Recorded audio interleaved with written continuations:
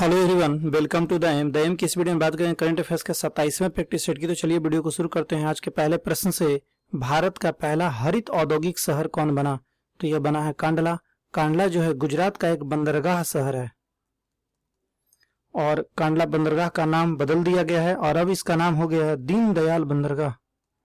दीनदयाल बंदरगाह। चलिए, गुजरात के अहमदाबाद में दुनिया का सबसे बड़ा क्रिकेट स्टेडियम बना है जिसका नाम है नरेंद्र मोदी स्टेडियम। नरेंद्र मोदी स्टेडियम गुजरात के गांधीनगर गुजरात की राजधानी है। गुजरात के गांधीनगर में भारत का राष्ट्रीय रक्षा विश्वविद्यालय की स्थापना किया गया है। राष्ट्रीय रक्षा विश्वविद्यालय की स्थापना गुजरात के गांधीनगर में किया गया है और गांधीनगर में ही भारत का पहला 5 सितारा होटल गांधीनगर रेलवे ट्रैक के ऊपर खोला गया है। अगले प्रश्न की ओर बढ़ते हैं। लद्दाख की भाषा, संस्कृति और भूमि के संरक्षण के लिए किनकी अध्यक्षता में एक समिति बनाई गई है? तो यह समिति बनाई गई है जी किशन रेड्डी की अध्यक्षता में। जी किशन रेड्डी जो है हमारे संस्कृति एवं पर्यटन मंत्री हैं। चलिए बात करते हैं एच आर नगेंद्र की। एच आर नगेंद्र की अध्यक्षता में भी हाल ही में आयुष मंत्रालय ने योग का प्रचार एवं प्रसार करने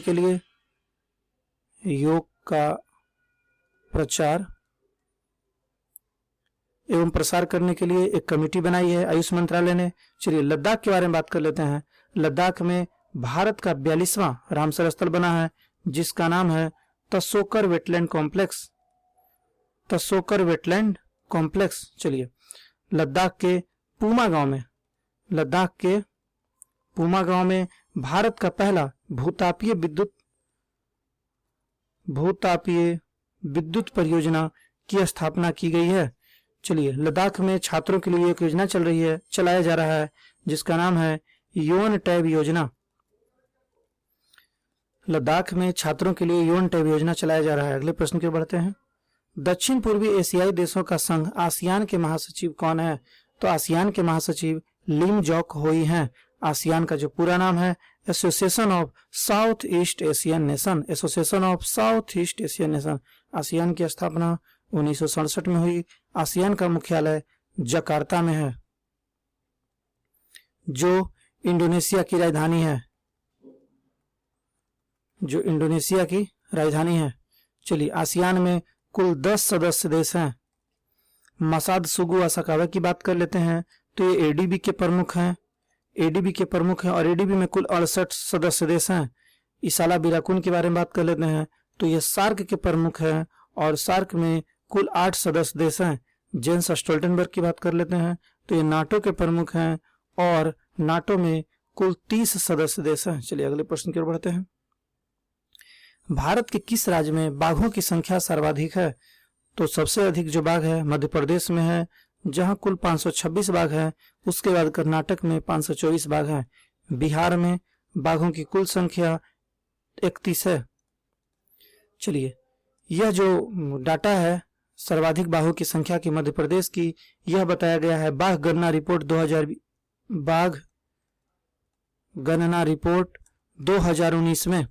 इस गणना रिपोर्ट में यह बताया गया कि 2018 में भारत में जो बाघों की संख्या है वह 2967 हो गई। जो पिछले बार जो गणना हुई थी उसमें 33% की वृद्धि देखी गई। कुल 33% की वृद्धि देखी गई और इस गणना रिपोर्ट के अनुसार वर्ष 2018 में बाघों की कुल संख्या 2967 हो गई। चलिए, अंतर्राष्ट्रीय बाघ दिवस 29 जुलाई को मनाया जाता है। 29 जुलाई को अंतर्राष्ट्रीय बाघ दिवस मनाया जाता है। अगले प्रश्न की ओर बढ़ते हैं। चेरी ब्लॉसम फेस्टिवल हाल ही में कहाँ मनाया गया? तो यह मनाया गया मणिपुर में और मणिपुर में एक त्योहार मनाया गया जिसका नाम है संगई त्योहार। मणिपुर में योसांग महोत्सव मनाया गया। योसांग महोत्सव। मणिपुर में नारंगी महोत्सव भी मनाया गया, नारंगी उत्पादन को बढ़ावा देने के लिए। मणिपुर की सरकार ने ताजी सब्जियों की होम डिलीवरी के लिए मोमा मार्केट नामक ऐप लॉन्च किया है। मणिपुर में एक अभियान चल रहा है जिसका नाम है वार ऑन ड्रग अभियान, वार ऑन ड्रग अभियान। चलिए अगले प्रश्न की ओर बढ़ते हैं। हाल ही में राष्ट्रीय मतदाता दिवस कब मनाया गया? तो यह मनाया गया 25 जनवरी को। 25 जनवरी को राष्ट्रीय मतदाता दिवस मनाया गया और यह 11वां संस्करण था, 11वां संस्करण था यह मतदाता दिवस का। चलिए बात कर लेते हैं 24 जनवरी की। तो 24 जनवरी को अंतर्राष्ट्रीय शिक्षा दिवस मनाया जाता है, अंतर्राष्ट्रीय शिक्षा दिवस मनाया जाता है 24 जनवरी को। लेकिन प्रश्न आता है राष्ट्रीय शिक्षा दिवस, राष्ट्रीय शिक्षा दिवस, तो राष्ट्रीय शिक्षा दिवस 11 नवंबर को मनाया जाता है। 24 जनवरी को बालिका दिवस भी मनाया जाता है, राष्ट्रीय बालिका दिवस भी मनाया जाता है 24 जनवरी को। बात करते हैं 12 जनवरी की।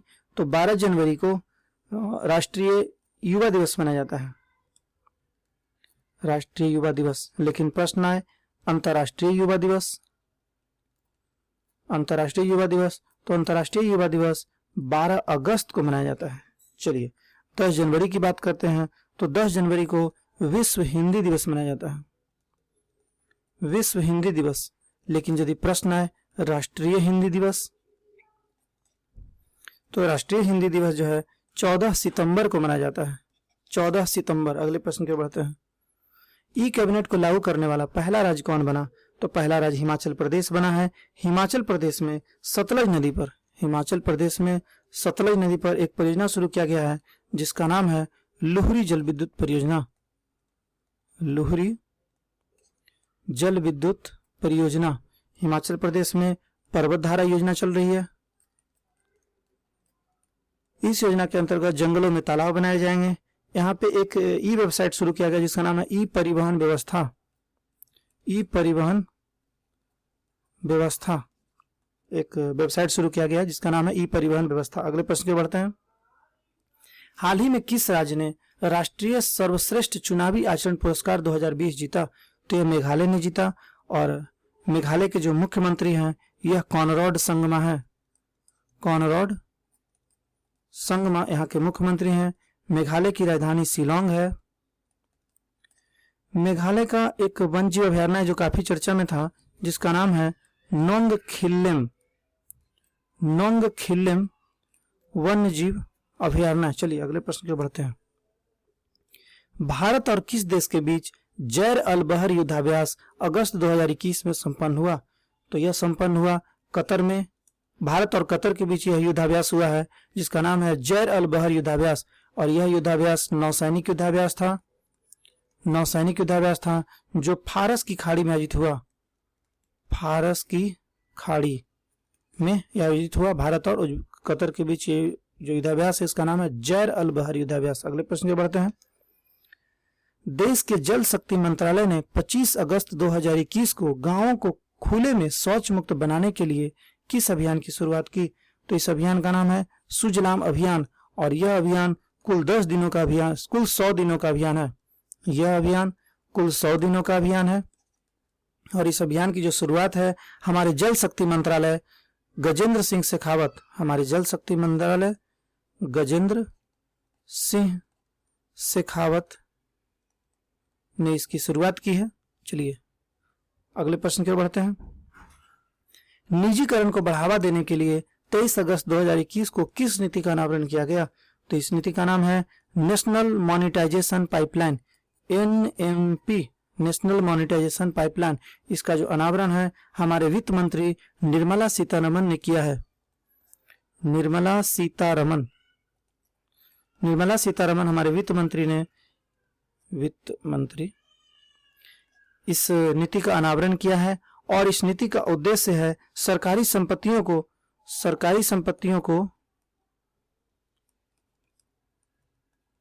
प्राइवेट उद्यमियों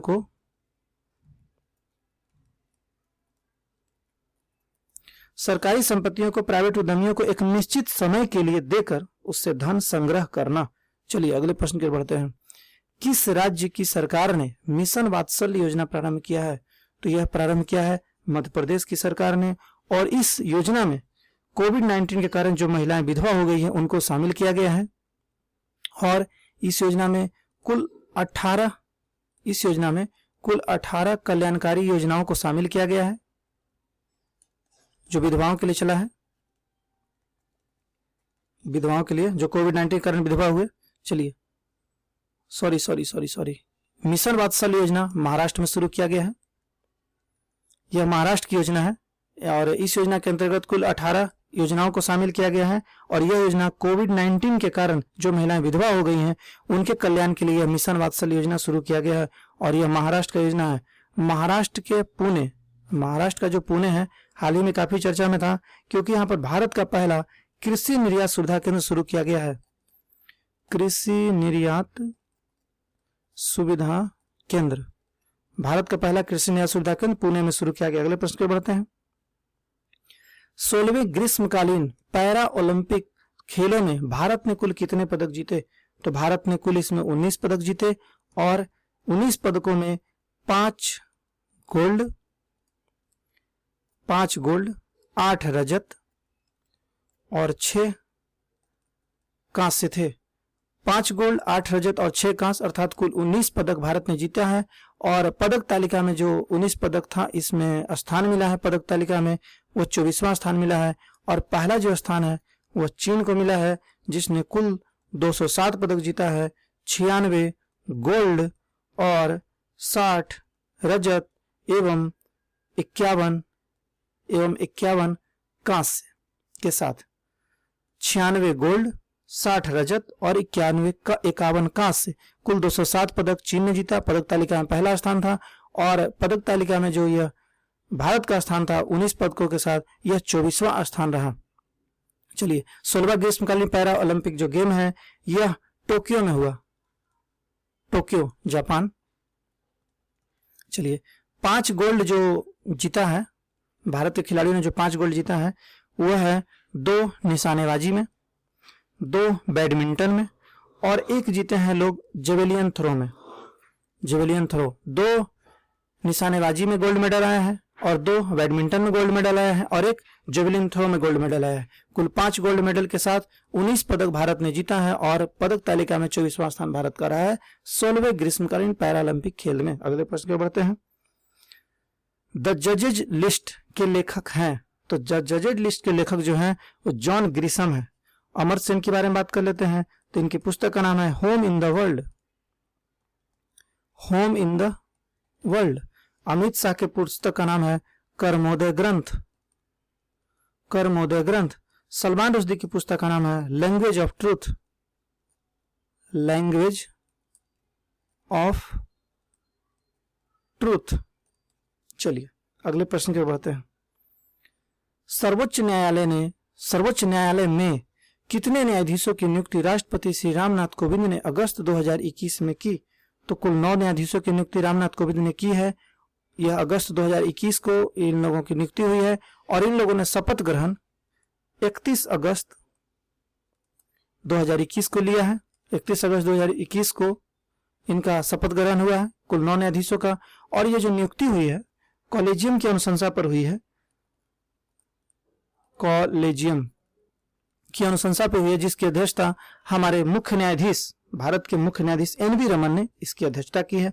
भारत में सर्वोच्च न्यायालय में कुल 34 न्यायाधीश हो सकते हैं, कुल 34 न्यायाधीश जिसमें मुख्य न्यायाधीश भी शामिल है, एक मुख्य न्यायाधीश CGI chief justice of India और 33 अन्य न्यायाधीश, कुल 34 न्यायाधीश हो सकते हैं। और अभी सर्वोच्च न्यायालय में कुल 9 न्यायाधीशों की नियुक्ति के बाद भारत में जो कुल न्यायाधीशों की संख्या हो गई है यह 33 हो गई है, जिसमें अभी भी 1 सीट खाली है।